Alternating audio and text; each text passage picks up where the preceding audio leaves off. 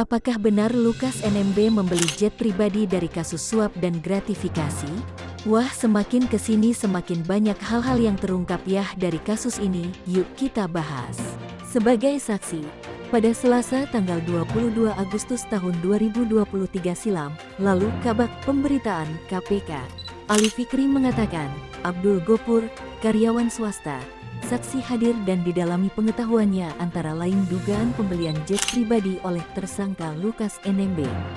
Melalui pesan singkatnya, pada Rabu, tanggal 23 Agustus tahun 2023, waduh enggak kebayang sih berapa hasil yang diperoleh untuk membeli jet pribadi itu. Dan itu baru jet ya, kita enggak tahu nih kedepannya apa lagi. Oke, lanjut. Lukas ditetapkan sebagai tersangka TPPU. Jadi sejumlah harta milik Lukas yang diduga hasil tindak pidana korupsi dan pencucian uang disita KPK, antara lain uang tunai senilai 81,6 miliar rupiah, mata uang asing senilai $5.100 dan sebesar $26.300 Singapura dolar. Jadi gimana sih alurnya dari kasus ini? Jadi Lukas diduga melakukan pencucian uang untuk menyembunyikan asal-usul aset yang diperoleh dari tindak pidana korupsi.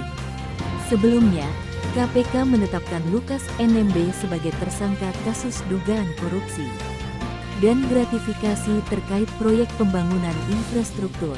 Lukas ditetapkan sebagai tersangka korupsi bersama bos PT Tabi Bangun Papua, PT TBP, Wijatono Laka, RL.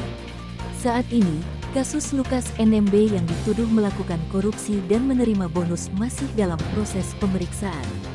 Sementara itu, KPK masih mendalami dugaan TPPU Lukas NMB.